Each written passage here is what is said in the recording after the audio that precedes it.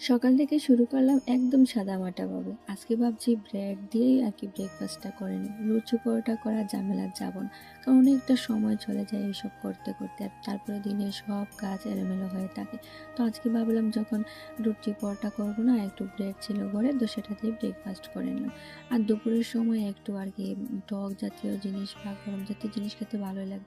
তো আমি এখানে আর কি করব, ফল নিয়ে বসে পড়লাম। একটু নুন দিয়ে আমার কাছে খুব বেশি ভালো লাগে। আর শসাটা এত বেশি তিতা ছিল কি আর বলবো।